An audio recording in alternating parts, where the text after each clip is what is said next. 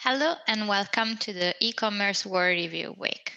I'm currently not in the studio but working remotely from Italy. Today we are focusing on the global e-commerce market, which we have released an in-depth e-commerce report just in November 2021.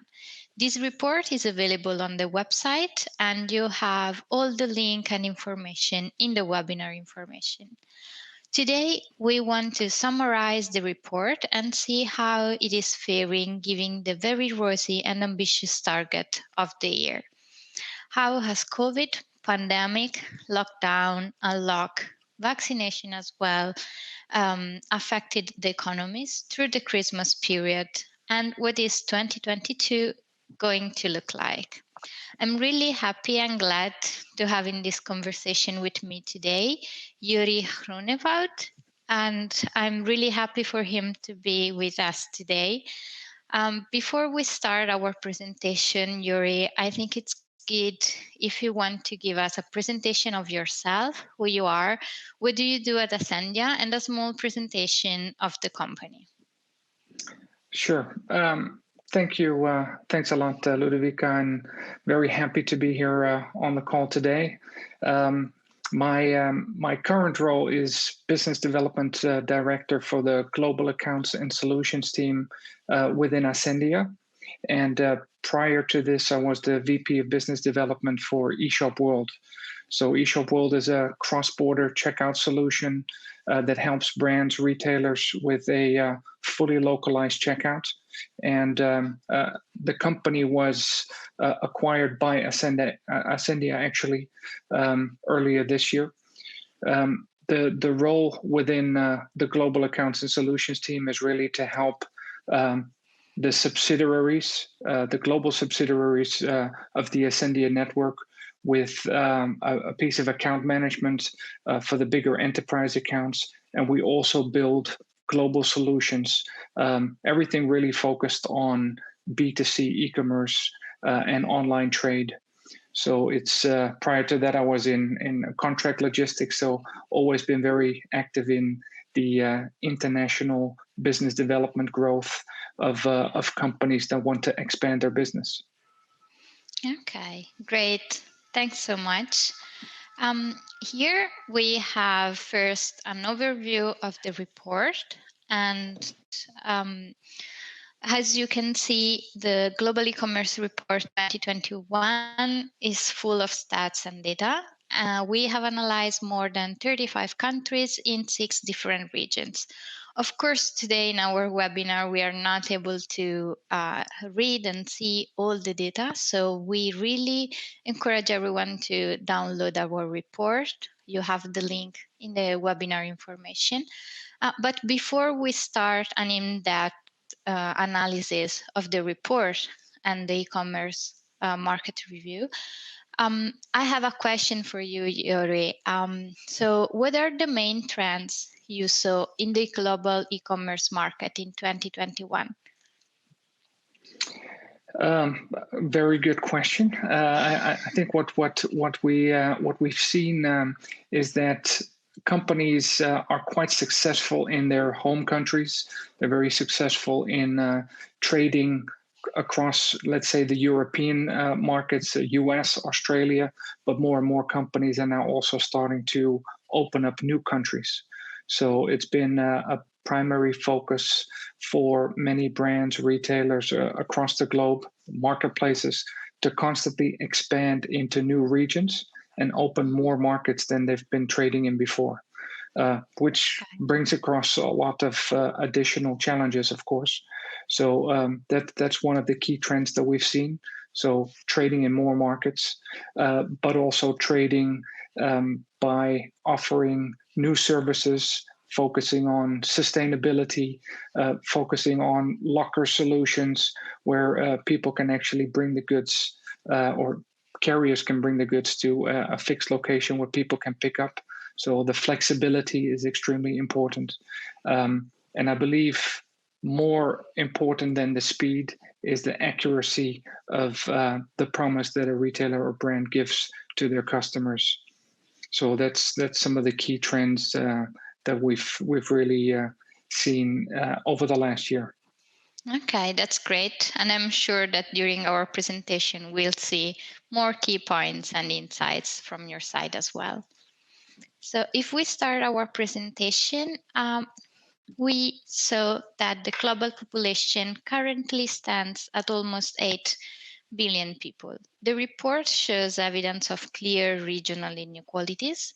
And in 2021, it is estimated that GDP per capita in North America will be more than $50,000, while the equivalent figure for the African region shows a GDP per capita of almost $3,000. The technology companies from around the world, including those central business is e-commerce, will inevitably look to the African market for growth opportunities in the years ahead. When it comes to internet users and shoppers, as we see from the graph, Europe is the outstanding region, followed by North America and Middle East. While when it comes to e-shoppers, we see a different scenario. In fact, North America is the leading region, followed by Asia and Europe. Again, as we see from the graph, is in less developed countries where comparatively few people are online, those who enjoy internet access typically tend to shop online. Therefore, people around the world will use e-commerce if given the chance. And Joeri, what lessons have you learned building a global technology that you could share with retailers and technology providers? So what are the main technologies you see among delivery methods? I think first of all, your presentation kind of ties into to what we see as well. So it's very relevant to see that the requests that we're getting are into markets like Africa, into markets like Saudi Arabia and Israel and Turkey, but also very much South America. So again, it's good to see that what we see when brands and retailers contact us matches with the data that you also have in your reports. From a technology perspective, I believe that in transportation, there's not too many new features. I mean, people want to be able to track and trace their shipment. A lot of companies can already provide tools where you can closely monitor your shipment by phone. Look at let's say detailed track and trace, but then be able to adjust the delivery. So I think that's probably a new technology feature where which has been around for quite a while, but people are quite keen if they've placed an order and they know that they're not going to be at home to potentially change the delivery address or to have it dropped off at their work or to have it dropped off at a locker. So again, providing that flexibility from a technology perspective, it's now also very much looking at delivering goods with bikes, with electric cars. So really focused again on the sustainability part. And I think if need more input or those cover enough for now. Okay, thank you. We move now to the African country, the first region analyzed in our report. And the African continent has the youngest and second largest population in the world, and it's growing at pace. When it comes to GDP per capita, there is great potential for e-commerce to pick up quickly across all African countries. The figure shows that more than half of Africa's population was online by 2020, having grown from 42% in 2017. Of these internet users, 39% shopped online in 2020. And when it comes to payment methods, cash on delivery is popular across the continent, with clothing and electronics among the most popular e-commerce categories, while marketplaces are a popular channel for online shopping. Now we took two countries to analyze in our presentation. First of all, we want to analyze Egypt, and the proportion of Egyptians that use the internet has grown steadily in recent years, reaching almost 60% in 2020. Of those, 79 shopped online in 2020. And as we mentioned before, it is really high compared to people using the internet. Most shoppers research major purchases online before buying. Cash on delivery is the most popular payment options in Egypt as well, and 27% prefer pay by card, while 9% of its shoppers prefer bank transfer or the use of an e-wallet. The second country and third country we want to analyze is Morocco and Nigeria. And we see that in Morocco, clothing is the most popular e-commerce category, and shoppers buying from it online in 2020, followed by consumer electronics and shoes. While in Nigeria, most Nigerian shoppers find online reviews helpful and tend to use a smartphone to research products and major purchases. And Joeri, what are the main trends or delivery options that you see among African consumers? Well, first of all, I totally agree that cash on delivery is a key payment method, but we're actively dealing with quite a few companies trading into the market, and we have a strong network in those countries to support the retailers. And one of the things that I've been hearing is that cash on delivery is rapidly changing. So what I mean with that is that cash on delivery is not actually cash anymore to begin with. So it's actually a courier company visiting your house, and then with a point of sale device, you can use your card or your phone to actually pay. But also you see a fast moving trend because of the whole COVID pandemic, that people are becoming more and more open and receptive to digital payments. So we've seen really markets where 80% of the shoppers were looking at COD, shifting down to 60, 50, 40%. So, and from a shipping perspective, volumes are definitely growing into the African markets. Being able to provide duty and tax again is very important, so that the shopper has a fully landed cost, as we call it. Just making sure that there's no surprise at the door.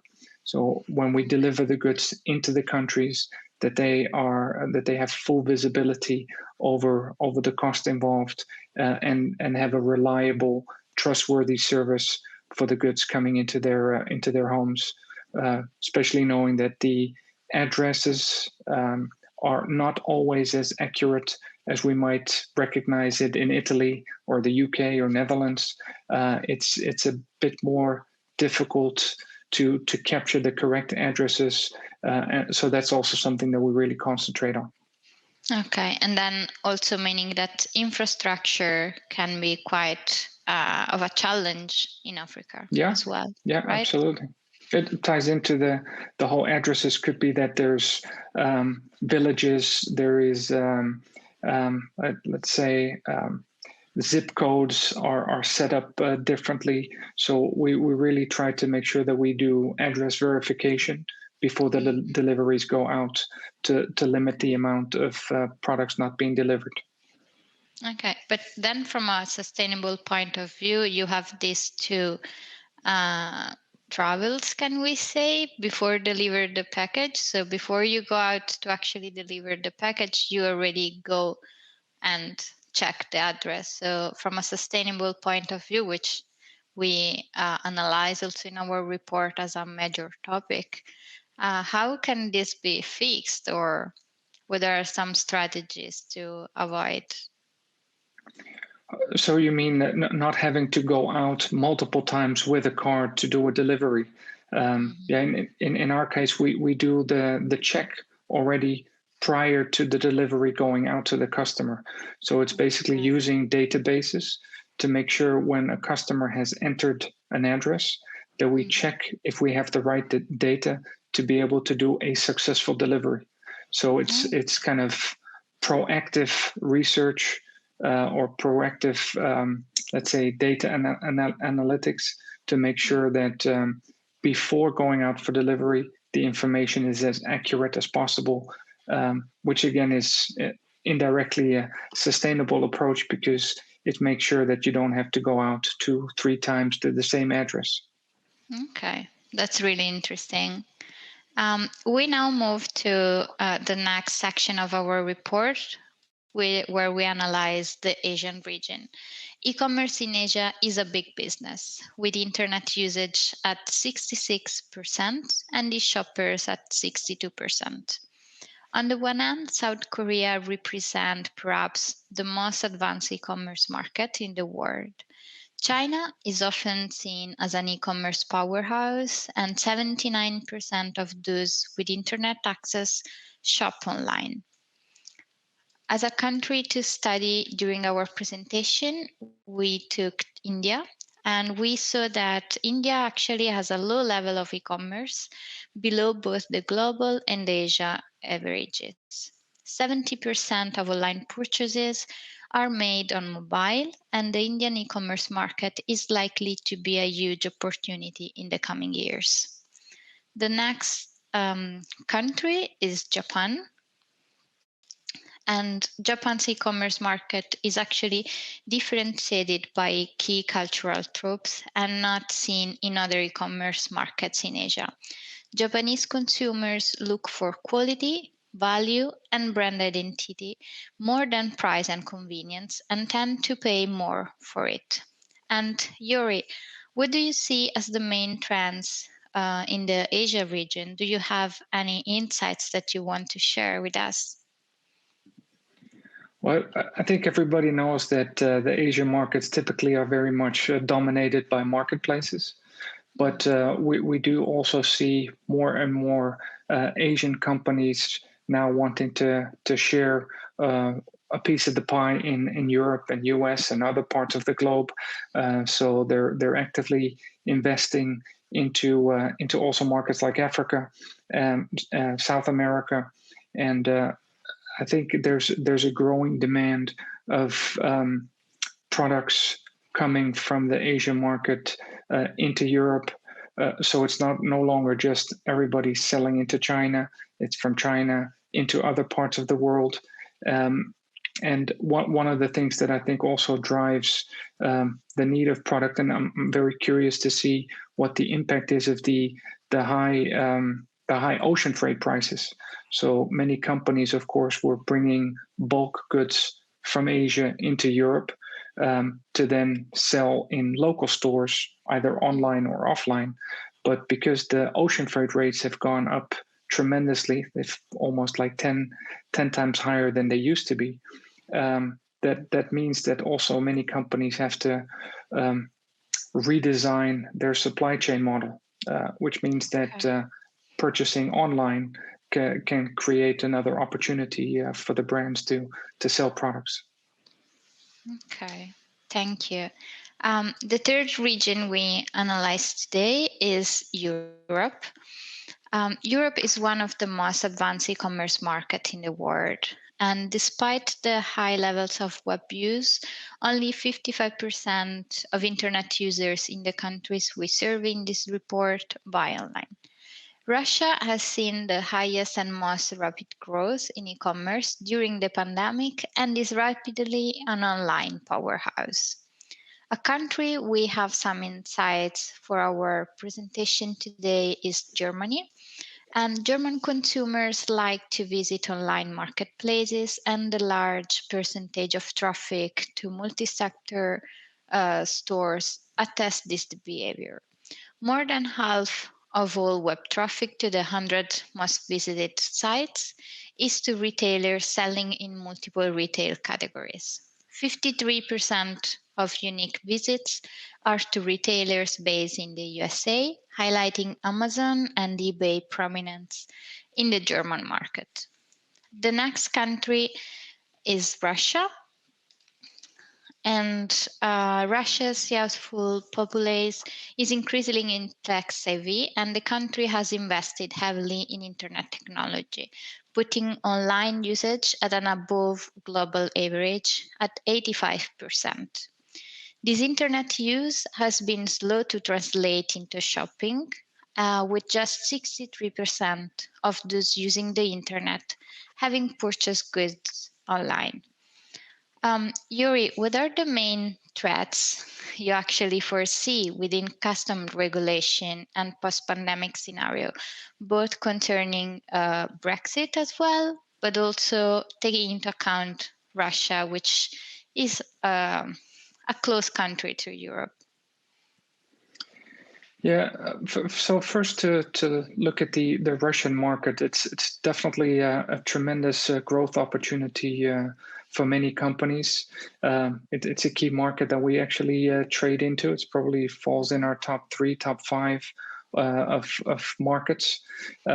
We see that also the Russian government is really promoting and supporting the online sales because initially there was a max amount that you could import without having to pay duties and taxes. That was then dropped to a lower amount, and now there's actually a price per order or a certain amount per order. With underneath, you don't have to pay any import duties and taxes. So there's constantly development to see how things can improve shipping into the Russian market. There's a lot of features for final mile delivery that they also launched. Try and before you buy, so it's actually a courier company coming to your door, giving you the opportunity to try the product on. And if you don't like it, already give it to the courier company to ship it back again. So I think some of these, let's say, features were initially trialed in Russia and then also rolled out to other countries. More and more companies are also setting up local distribution so they can actually hit their customers even faster. So yeah, Russia is definitely a tremendous growth market. Brexit, the other topic you brought to the attention here, everything is very much related to customs procedures. Yes. Russia is trying to promote. With the Brexit, it's actually becoming more and more difficult. So what we see with the UK market is that many brands are now setting up a secondary hub in Europe for their continental business. So where they had a UK hub from where they could fulfill their e-commerce orders in the UK, but also to the rest of Europe and rest of world. They're now splitting up their operation by having a UK focus for the UK domestic market, and then putting a warehouse in Netherlands or Belgium or Germany for their continental Europe business, which again also drives up costs significantly because you have to produce more products because you're now stocking the same products spread out over 2 locations. You need to manage those facilities. But then again, it gives you the benefit of not having to deal with the customs formalities between the UK and continental Europe. And it allows you again to be closer to your customer so you can commit to the promise you made on transit times. Okay, thanks. This is really interesting. And with this first year of real Brexit, I believe it's gaining more importance to understand how to foresee and improve their strategies. Yeah. Next regions we have is Middle East. And the Middle East is a region where e-commerce is actually beginning to gain a real foothold. However, the region's potentially is unevenly distributed. Many consumers in these countries are as yet reluctant to buy goods and services online, but that's actually changing. We analyzed 2 countries from this region. First of all, we have Israel, which is after USA and China, has the third largest number of companies listed on the Nasdaq stock market. Israel has a particularly strong cybersecurity sector. And as we see from the graph, fashion is the largest sector in the market, with a projected market volume of almost $2 billion in 2021. The next country is Saudi Arabia, which is the second largest country in the Arab world. Saudi Arabia's economy, built on controlling the world's second largest oil reserve, is the largest in the Middle East. The main reasons for its shoppers to buy from new retailers are the rapidity, product availability, and convenience. And Joeri, what are the main characteristics you see, thinking that we saw that online shopping is gaining more and more importance, and that people from the Middle East are using more and more mobile phones? Okay. Yeah, for me, the Middle East is an extremely interesting market.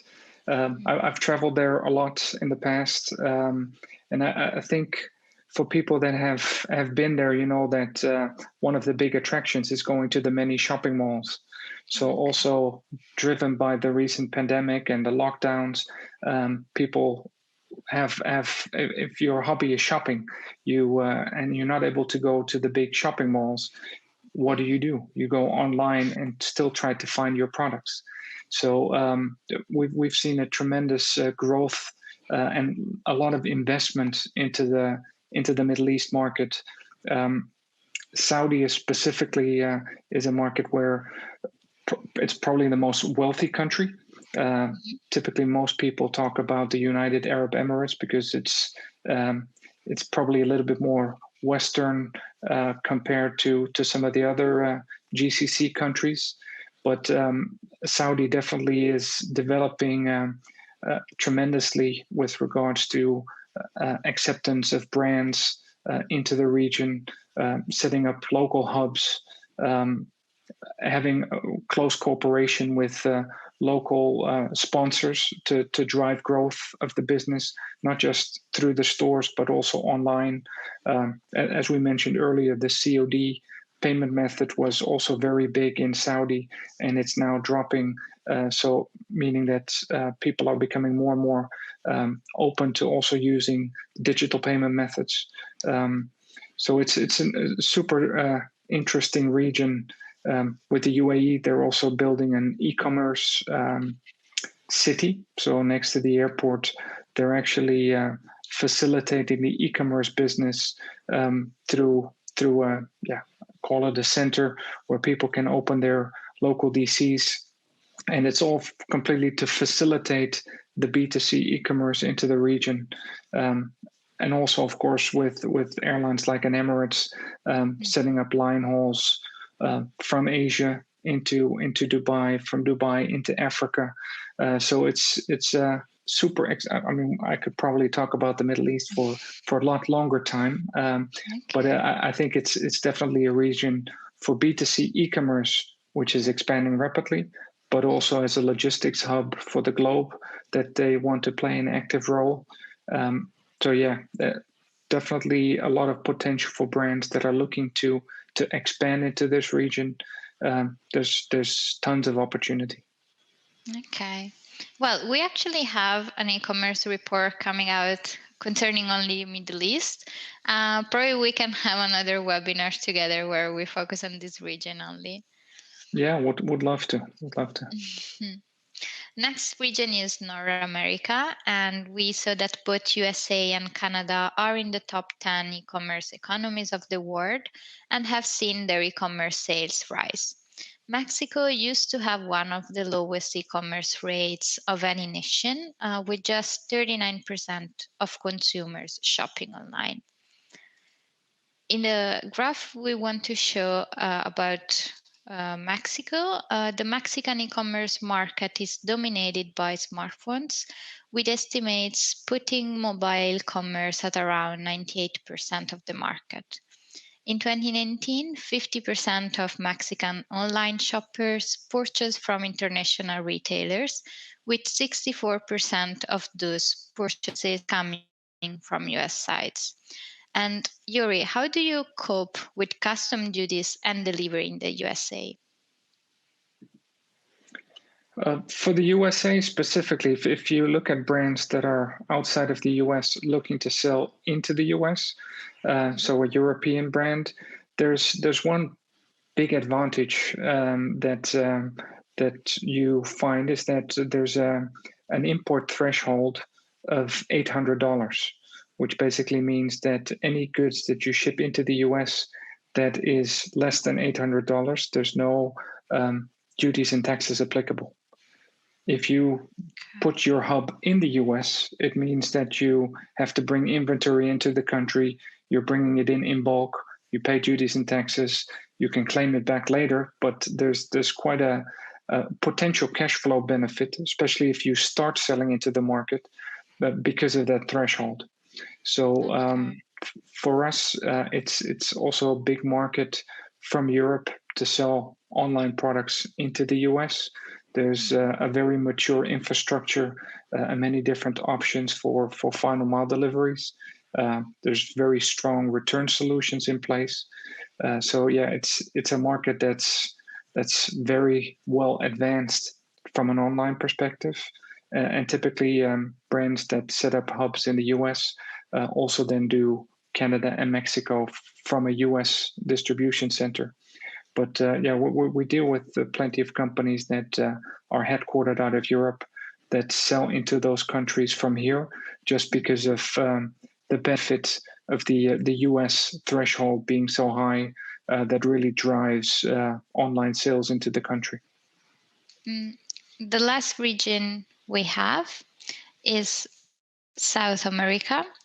And South America has been slow to embrace e-commerce, but has also been a region where the impact of the pandemic on e-commerce has been most profound. One trait of the South American e-commerce market has been its reliance on mobile, which has a high 70% rate of uptake on average across the world region. For many consumers, the first and only experience of the internet has been on a smartphone. A country we are analyzing in this region is Brazil. And in Brazil, as e-commerce becomes more widespread, it is also being used to shop for clothes, cosmetics, and food. Much of what Brazilians buy comes from China and the USA.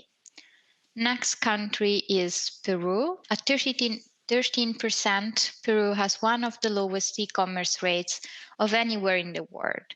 Internet usage is also low at just 56%.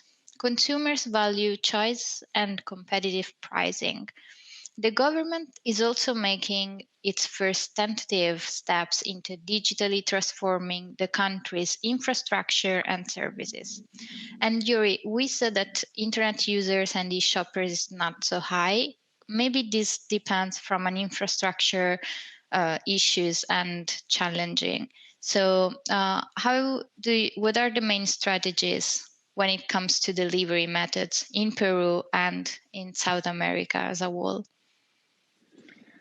Yeah, we see a lot of demand for those countries for sure.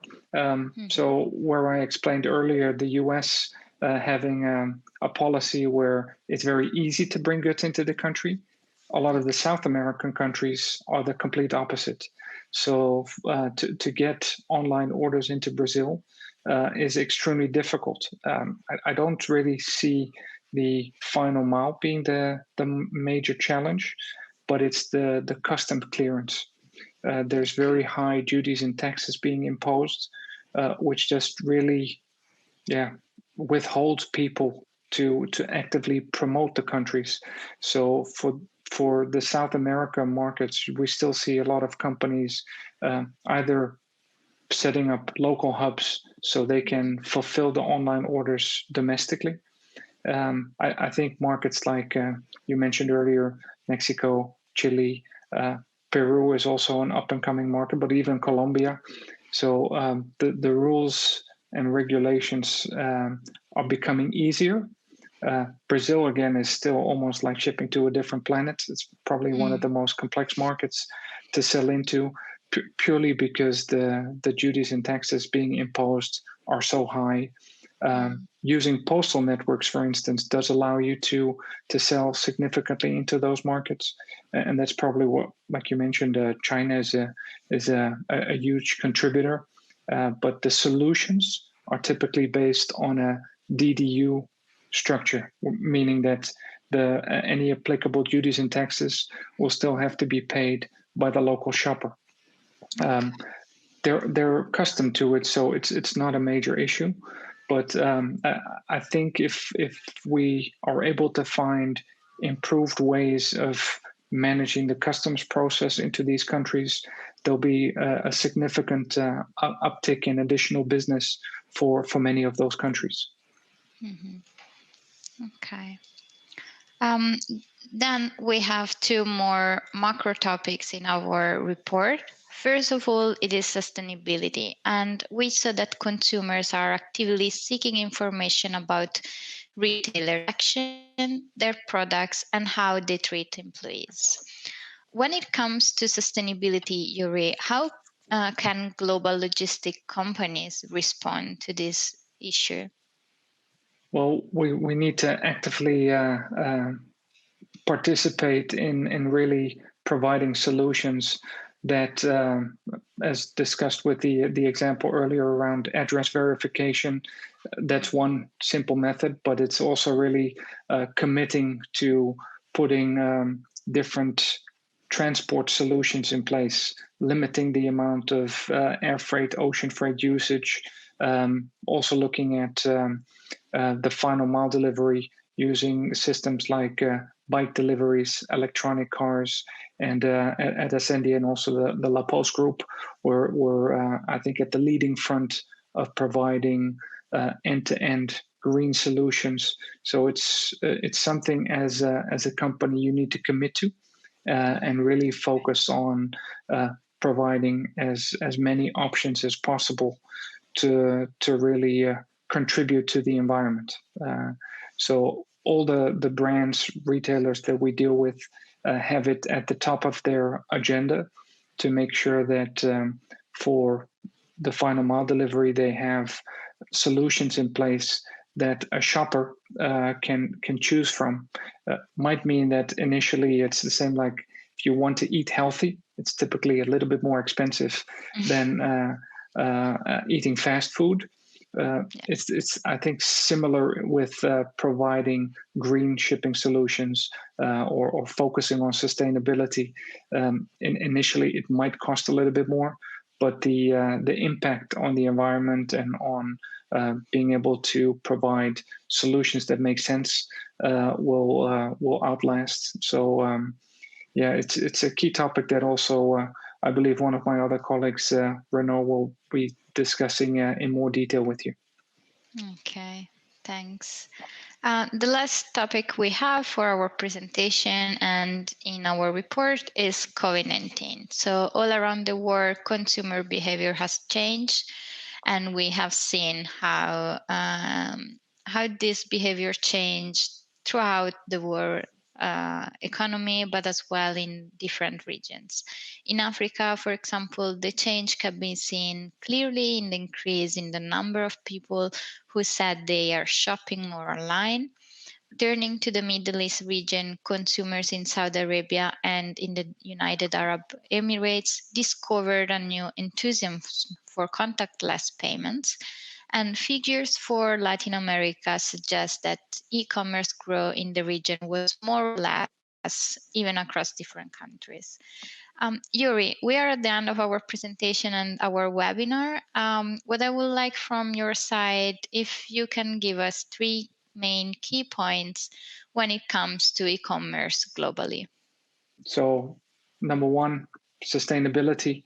Make sure that you provide solutions that focus on zero emission.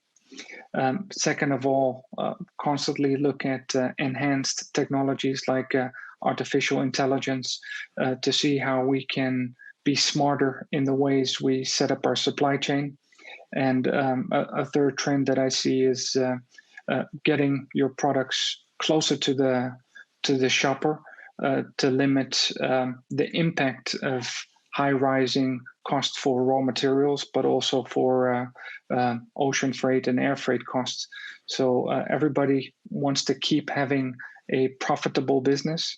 And in order to do that, you'll constantly need to adapt to a fast changing market. But I think those are the three pillars that we'll be focusing on as a business. Okay, that's great, Joeri. Thank you so much for your thoughts and comments during our presentation.